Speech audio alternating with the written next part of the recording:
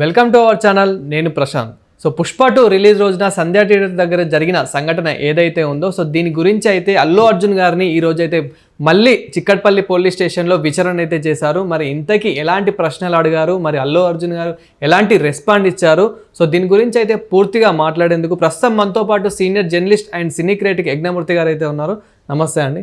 నమస్తే ప్రశాంత్.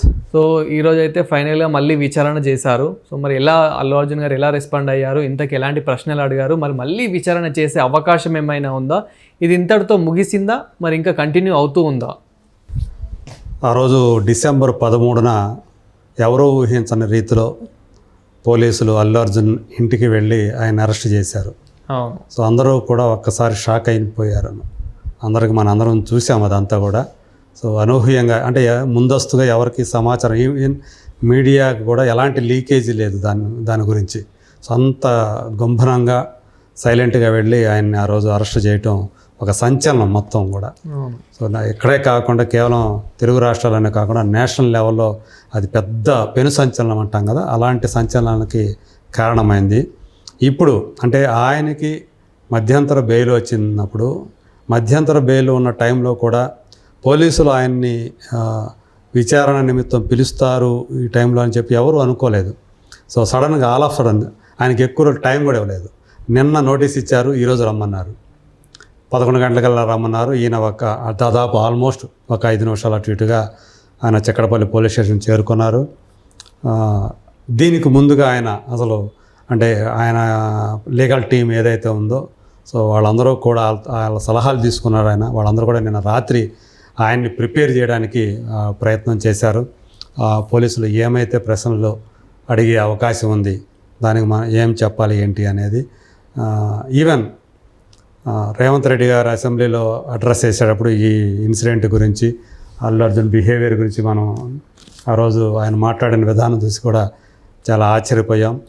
సో అంటే సాధారణంగా మామూలుగా ముఖ్యమంత్రి అలా మాట్లాడరు, ఒక పొలిటీషియన్ లాగానే ఆయన మాట్లాడారు. జరిగిన ఘటనని అడ్రస్ చేయటం మాత్రమే కాకుండా ఈ సెలబ్రిటీలు అందరూ కూడా అక్కడికి పరామర్శించడానికి ఆ అబ్బాయి హాస్పిటల్లో ఉన్న అబ్బాయి దగ్గరికి వెళ్లకుండా జైలు నుంచి బయటకు వచ్చినటువంటి ఈయన్ని పరామర్శించడానికి అంతమంది వెళ్ళారు. వాళ్ళకి అసలు మానవత్వం ఉందా? ఈ అల్లు అర్జున్ కానీ అతనికి కన్ను పోయిందా, కిడ్నీ పోయిందా, కాలు ఇరిగిందా, చేయి విరిగిందా అని ఆయన ఏదైతే మాట్లాడారో, ఆయన మాట్లాడిన మాటలు ఏవైతే ఉండేవో అవి అన్నీ కూడా ఒక పొలిటీషియన్లానే మాట్లాడారని చెప్పాలి.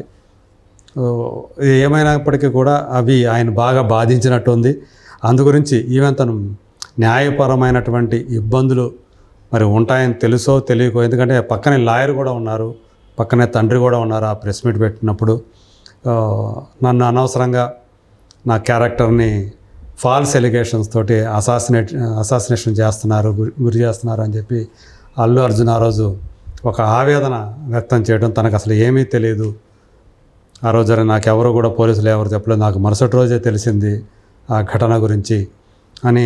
పైగా నేను ర్యాలీ ఒక ప్రొసెషన్ లాగా ఏమీ చేయలేదు, రోడ్ షో చేయలేదు, నేను కేవలం పోలీసులు అనుమతి ఉందనే ఉద్దేశంతో నేను అక్కడ పోలీసులు ఉన్నారు వాళ్ళు డైరెక్షన్లోనే నేను వెళ్తున్నానని చెప్పేసి అనుకున్నాను అని చెప్పేసి అతను ఏవైతే చెప్పాడో అవన్నీ కూడా తర్వాత పోలీసులు పెట్టిన ప్రెస్ మీట్లో వాళ్ళు ప్రదర్శించినటువంటి వీడియో ఫుటేజ్లు, క్లిప్స్ ఏవైతే ఉన్నాయో వాటితో బ్యాక్ ఫైర్ అయిపోయింది ఆయన పెట్టిన ప్రెస్ మీట్.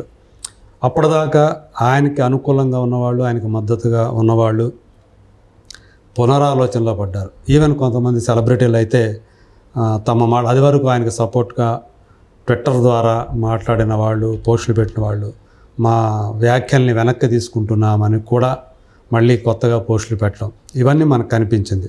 అంటే కొంత దాని తర్వాత ఆయన డిఫెన్స్లో పడ్డాడు అల్లు అర్జున్. అలాగే ఆయనకి సపోర్ట్ చేసే విషయంలో సినిమా ఇండస్ట్రీలోని వ్యక్తులు కూడా ఒక అడుగు వెనక్కి వేశారనే చెప్పాలి. సో ఎటువైపు వెళ్ళాలి ఏంటి అనేది ప్రస్తుతం ఇండస్ట్రీలోని వ్యక్తులు కూడా ఆచితూచి వ్యవహరిస్తున్నారు. అసలు ఏం జరుగుతుంది ఈయన కేసు విషయంలో, ఏం చేయబోతున్నారు పోలీసులు కానీ ప్రభుత్వం కానీ అని వాళ్ళు కూడా ఎదురు చూస్తున్నారు. సో ఈ నేపథ్యంలో ఈరోజు మంగళవారం మనకు తెలుసు 11 గంటలకి ఆయన వెళ్ళాడు పోలీసుల నోటీస్కి. మొత్తానికి ప్రిపరేషన్ అయితే బాగానే జరిగి ఉంటుంది, ఎందుకంటే పాజిబిలిటీ పోలీసుల నుంచి వచ్చే ప్రశ్నలు ఏవైతే ఉంటాయో ఆ పాసిబుల్ క్వశ్చన్స్ ఏవైతే ఉండవో అవన్నీ కూడా ఆల్రెడీ వీళ్ళు మొత్తం అంతా నూరు పోసే ఉంటారు లాయర్లందరూ కూడా. సో కొంతవరకు కూడా ఆయనకి ఏవైతే ప్రశ్నలు ఎదురవ్వచ్చో అవే ఎదురైనవి. అలాగే ఆయనకి ఊహించని ప్రశ్నలు కూడా ఎదురైనట్టు మనకు తెలుస్తోంది. ప్రధానంగా బౌన్సర్ల గురించినటువంటి సమాచారం, పర్సనల్ దాంట్లో ఎంతమంది ఉన్నారు, వాళ్ళందరినీ థియేటర్ లోపలికి ఎలా తీసుకువెళ్ళారు, వాళ్ళందరూ మీతో పాటు ఆ సమాచారం మీకు ఉందా, అసలు మీకు పర్మిషన్ ఉందా, అక్కడ రావడానికి రోడ్ షో చేయడానికి పర్మిషన్ ఉందా, అక్కడ అంటే ర్యాలీ లాగా అన్ని కార్లు వేసుకొని వచ్చారు, 3-4 కార్లు వేసుకొని వచ్చారు, దీనికి ఎవరు పర్మిషన్, అసలు పర్మిషన్ లేదు అనే విషయం మీకు తెలుసా లేదా, మీకు ఎవరైనా ఇన్ఫార్మ్ చేశారా లేదా, చేసినా కూడా మీరు వచ్చారా. సో ఇలాంటి క్వశ్చన్లు వేశారు. సో ఆయన చెప్పాల్సింది చెప్పారు. కాకపోతే రోడ్ షో అనేది నేను చేయలేదు అని ఆ రోజు ప్రెస్ మీట్లో చెప్పారు. సో ఈయన ఏదైతే చేతులు ఊపుకుంటారో దాన్ని వాళ్ళ భాషలో, పోలీస్ భాషలో దాన్ని రోడ్ షో అనే అంటారు. హీరో గారి మా భాషలో అయితే అది రోడ్ షో కాదు. అక్కడ ఎవరైతే అభిమానులు ఉన్నారో, నా అభిమానులకు వచ్చిన వాళ్ళందరూ కూడా, అక్కడ ఉండే వాళ్ళందరూ కూడా నా అభిమానులు కాబట్టి నేను వాళ్ళకి అభివాదం చేయటం అనేది నా కనీస ధర్మం కాబట్టి నేను అభివాదం చేశాను. అలా చేస్తేనే వాళ్ళు తప్పుకుంటారు అక్కడి నుంచి అనే ఉద్దేశంతో నేను చేశాను తప్ప దానివల్ల ఇంకా గొడవలు అవుతాయి అని చెప్పేసి నేను అనుకోలేదు. ఇదంతా కూడా ఏమాత్రం అక్కడ గొడవలకి అవకాశం ఉన్నా, తొక్కిసలాటకి అవకాశం ఉన్నా నేను జాగ్రత్త పడేవాడిని అన్నట్టుగా ఆయన సమాధానాలు చెప్పినట్టు మనకి సమాచారం అందుతూ ఉంది. అలాగే ఈ బౌన్సర్ల విషయం ఏదైతే ఉందో అది నాకైతే లేదు, వాళ్ళు అట్లా ఎవరైతే ఆడియన్స్ ఉన్నారో ఆ ఆడియన్స్ని పట్ల వాళ్ళు అలా బిహేవ్ చేస్తారని చెప్పేసి చేశారని కూడా నాకు తెలియదు. ఎందుకంటే మనకి ఆల్రెడీ ఫుటేజ్ వచ్చింది. బౌన్సర్లు ఎలా అయితే చేతుల్లో కర్రలు పట్టుకొని జనాన్ని తోసేయటం, వాళ్ళు కొట్టే ప్రయత్నాలు చేయటం, ఒక రకమైనటువంటి ఆ వాతావరణం అక్కడ చూసినా కూడా కొంచెం భయానకమైనటువంటి వాతావరణమే కనిపిస్తుంది. ఎందుకంటే ఆ గ్రిల్ గేట్ ఏదైతే ఉందో అది ఇంతమంది జనాల్ని తోసుకొని రావడంతో అది కూడా తట్టుకోలేకపోయింది మనకు కనిపిస్తూ ఉంది. సో ఈ నేపథ్యంలో అంటే ఈ బౌన్సర్లు ఎవరైతే ఉన్నారో వాళ్ళకి సంబంధించినటువంటి ఇన్ఫర్మేషన్ మాత్రం వాళ్ళు అడిగినట్టు దానికి మాత్రం ఆయన కొంచెం సమాధానం చెప్పలేకపోయినట్టు మనకు తెలుస్తుంది. అంటే ఆయన పేర్లు కూడా ఆయనకు తెలిసే అవకాశం తక్కువ కదా, అయ్యే అవకాశం ఉందంటారు. అంటే మళ్ళీ విచారణ చేసే అవకాశం ఉందంటారు. మేబీ అదే మళ్ళీ మిమ్మల్ని పిలిచే అవసరమైతే మళ్ళీ మిమ్మల్ని పిలుస్తామంటే మీరు ఎప్పుడు పిలిచినా నేను రావడానికి సిద్ధమే, విచారణకి సిద్ధమే అని చెప్పేసి ఆయన కూడా సానుకూలంగానే ఆయన మాట్లాడినట్టు మనకు తెలుస్తుంది. యాక్చువల్గా అయితే కొంచెం త్వరగానే ఆయన్ని పంపించారని చెప్పేసి మనం అనుకోవాలా. సో యాక్చువల్గా సంధ్యా థియేటర్ కూడా అవసరమైతే మిమ్మల్ని అక్కడ తీసుకువెళ్లాల్సి ఉంటుంది, అక్కడ కూడా మిమ్మల్ని ప్రశ్నించే అవకాశం ఉంటుందని కూడా ఆ నోటీస్లో ఉంది. కాకపోతే ఈరోజైతే వాళ్ళు తీసుకువెళ్ళలేదు. ఈయన చెప్పిన సమాధానాలతోటి వాళ్ళు సంతృప్తి చెంది అక్కడికి తీసుకువెళ్ళలేదా, ఏదైతే పోలీసులు నాకు అసలు తెలియదు, రేవతి చనిపోయిన విషయం నాకు అప్పుడు తెలియదు అని చెప్పేసి ఏదైతే ఉందో ఆయన చెప్పారో ప్రెస్ మీట్లో, దాని గురించి కూడా ఆయన గుచ్చి ప్రశ్నలు వేసినట్టు మనకు సమాచారం.